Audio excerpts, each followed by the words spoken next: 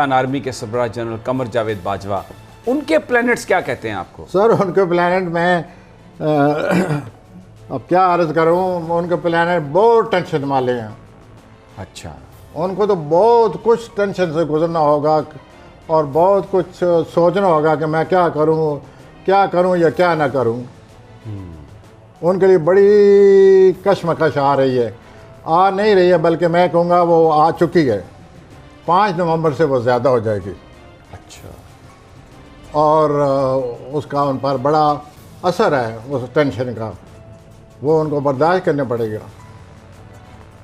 کیونکہ وہ ہمارے فوجی سربراہ ہیں. ظاہر ہے وہی سمبل ہیں قوت برداشت کا ہمارے لیے، تو وہ اس صورتحال کو مجھ سے کئی زیادہ بہتر سمجھتے ہوں گے. اچھا، ملک میں وائلنس جس میں جذبات کا اظہار کرتے ہیں عوام، سڑکوں پہ آتے ہیں، وہ جو پلانٹس ہیں اس کو سپورٹ کرنے والے، وہ ان کی کیا صورتحال ہے؟ ان کی صورتحال سر میں نے آپ سے عرض کیا ہے نا کہ آپ اس تناظر میں دیکھیں کہ 19 نومبر تک صورتحال میں کچھ نہ کچھ ہوتا رہے گا.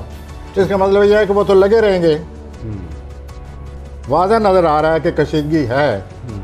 مثلا 5 نومبر کو ہے، پھر یہ ہوگا 3-4 دن چپ ہو گئے یا اس صورتحال کا اثر رہا، پھر 10, 11, 12, 13 کو پھر کشیدگی شروع ہو جائے گی. پھر اس کے بعد 3-4 دن گزریں گے، 17, 19 کو پھر وہ کشیدگی سامنے آ جائے گی اور یوں یہ سلسلہ جاری رہے گا.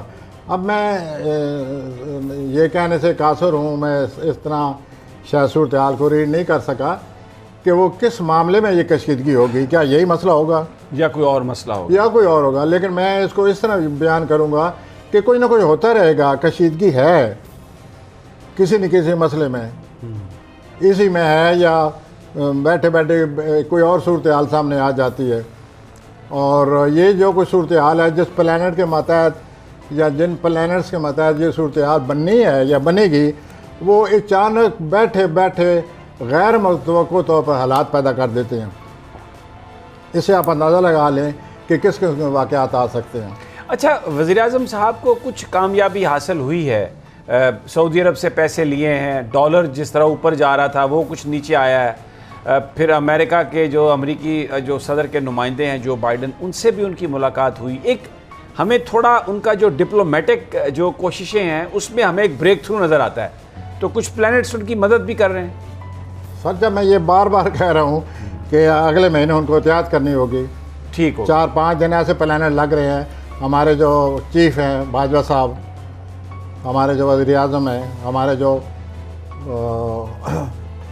اوپر ہمارے جو ذمہ دار لوگ بیٹھے ہیں، تو بڑی صورتحال ایسی ہے کہ بڑا سوچ سمجھ سے کام لینا ہوگا.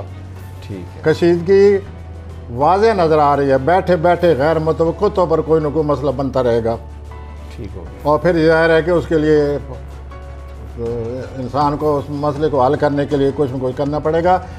لیکن یہ مجھے ایسا نظر آتا ہے کہ جس دن چاند عقرب میں داخل ہوگا اس دن عمران صاحب کی آنکھیں کھل جائیں گی، یعنی ضرورت سے زیادہ ہر چیز ان کے سامنے آ جائے گی.